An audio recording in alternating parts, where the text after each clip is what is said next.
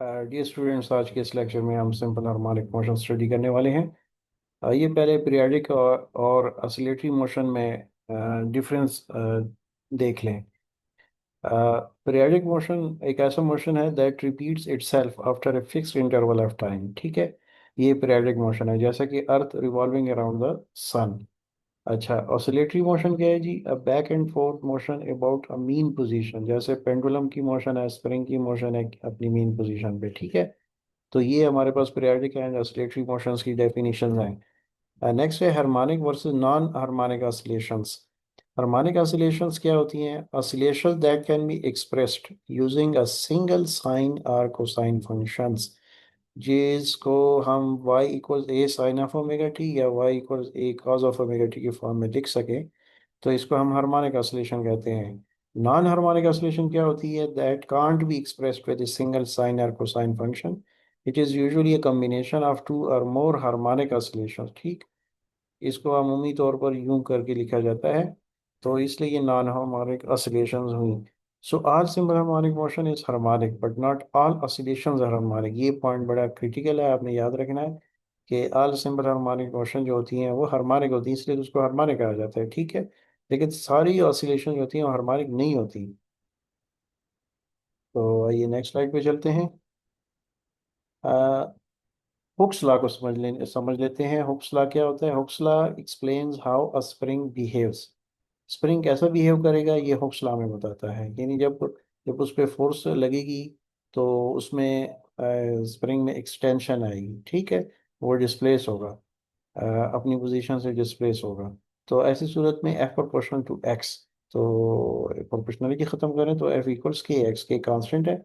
F जो है applied force है, के स्प्रिंग कांस्टेंट है। ठीक है, और एक्स जो है डिस्प्लेसमेंट है।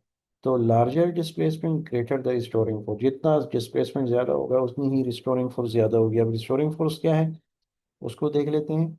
The force that always pulls the body back to mean position, इसको कहते हैं रिस्टोरिंग फोर्स। ठीक, और इसके साथ देखिए यहाँ पे माइनस का साइन नहीं है, इसके साथ माइनस का साइन आ जाएगा। ठीक है, इसकी वजह क्या है?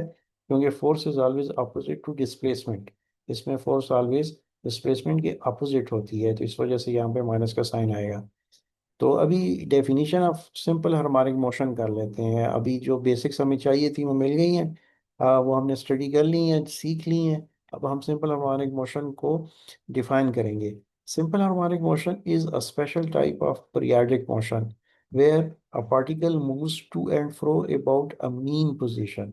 पहली बात। दूसरी, the restoring force is directly proportional to displacement and directed towards the mean position. ठीक, ये दो कंडीशन जो हैं ये फुलफिल होनी चाहिए सिंपल हार्मोनिक मोशन के लिए। तो मैथमेटिकली हम कैसे लिखेंगे? ए प्रोपोर्शनल टू माइनस एक्स। ठीक हो गया, और ए इक्वल्स माइनस के और एम एक्स, इसको हम इस तरह भी लिख सकते हैं। ठीक है, प्रोपोर्शनलिटी खत्म करें तो ए इक्वल्स माइनस के और एम एक्स, इस तरह से हम लिख सकते हैं। ठीक हो गया, तो ये भी आप ये इसको समझ जाएं। तो यहाँ पे जो की कंडीशन है वो ये है कि एक्सेलरेशन जो है प्रोपोर्शनल टू माइनस एक्स होगी। ठीक हो गया, तो ये बड़ा इंपॉर्टेंट है हमारे लिए जानना। तो इसकी डेरिवेशन भी हम देखेंगे।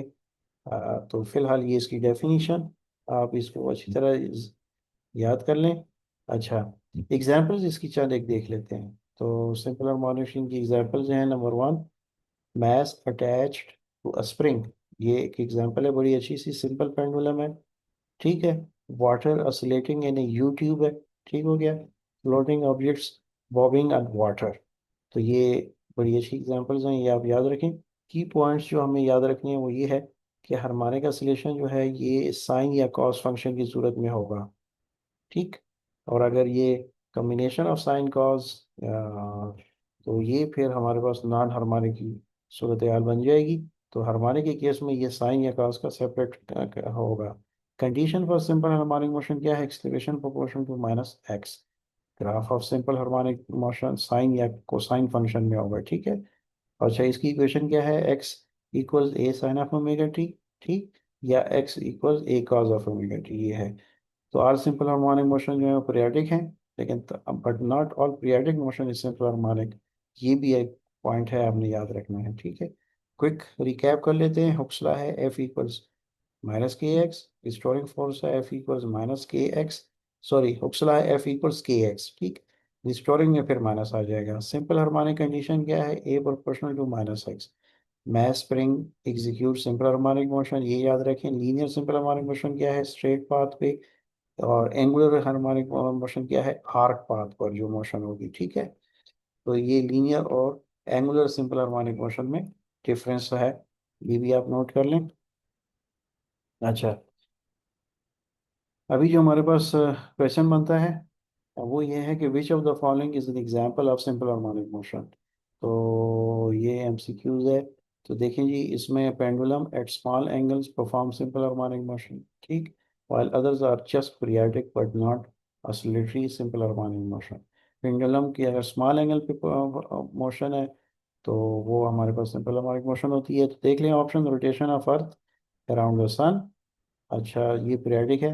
Swinging of a pendulum small angle, yes यही इसका ऑप्शन है सही। और motion of car on road, ये तो हो ही नहीं सकता। Motion of hour hand of a clock, ये भी नहीं हो सकता, ये भी पीरियडिक है, ठीक है। तो ये आप जान कर जिए कि जनाब इसका सही ऑप्शन है स्विंगिंग ऑफ ए पेंडुलम।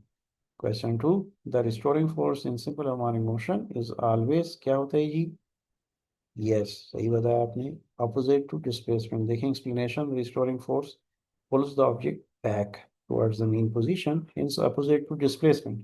तो इसका सही ऑप्शन क्या हो गया जी, बी, अपोजिट टू डिस्प्लेसमेंट। तो ये आपने नोट कर लेना है। और नेक्स्ट है हमारे पास, in simple harmonic motion velocity of the particle is maximum at, velocity कहाँ पे मैक्सिमम होगी। तो देखें at mean position displacement is zero होता है और काइनेटिक एनर्जी मैक्सिमम होती है। सो वेलोसिटी क्या होगी, मैक्सिमम होगी, ठीक है, मीन पोजीशन पे। तो यहाँ से फिर हमें पता चला कि मीन पोजीशन पे क्या होगा, वेलोसिटी मैक्सिमम होगी सिंपल हार्मोनिक मोशन के केस में, ठीक है। क्योंकि मीन पोजीशन, जब बॉडी वापस आती है तो वो मीन पोजीशन पे रुकती नहीं है बल्कि आगे निकल जाती है, ठीक है। देखें अगर ये मीन पोजीशन है और बॉडी यहाँ पे है और बॉडी किसी फोर्स की वजह से हम इसको यहाँ पे ले आए, तो ये बॉडी जो है ये यहाँ पे रुकेगी नहीं बल्कि ये वापस आएगी। तो आ, यहाँ पे रुकेगी नहीं बल्कि यहाँ से आगे को निकल जाएगी, ठीक है। तो इससे मतलब ये निकला कि उसकी वेलोसिटी यहाँ पे क्या होगी, मीन पोजीशन में मैक्सिमम होगी, शो मीन पोजीशन पे। तो ये रहा जी आपका वेलोसिटी के हवाले से ए ऑप्शन। अच्छा, eight extreme position of simple harmonic motion the acceleration of the particle क्या होगी, acceleration of the particle extreme position पे, यानी देखें ये मीन पोजीशन है और ये एक्सट्रीम पोजीशन है, ठीक। तो इस एक्सट्रीम पोजीशन पे क्या होगी, देखें एक्सट्रीम पोजीशन पे एक्स जो है वो क्या है, मैक्सिमम है। तो extreme position displacement is maximum, so restoring force and acceleration are maximum, वो भी मैक्सिमम होगा। तो सही ऑप्शन बी है मैक्सिमम, ठीक। नेक्स्ट है equation of simple harmonic motion is generally written as X equals A sine of, yes X is equal, ये भी ठीक है। Both A and B, yes ये ऑप्शन सही है क्योंकि ए भी पॉसिबल बी भी पॉसिबल है। तो हमारे पास सी ऑप्शन है कि बोथ ए एंड बी। तो यहाँ से हमें पता चला कि ये भी पॉसिबल है। ठीक हो गया जी, कोई क्वेश्चन हो तो आप कमेंट्स कर सकते हैं, पूछ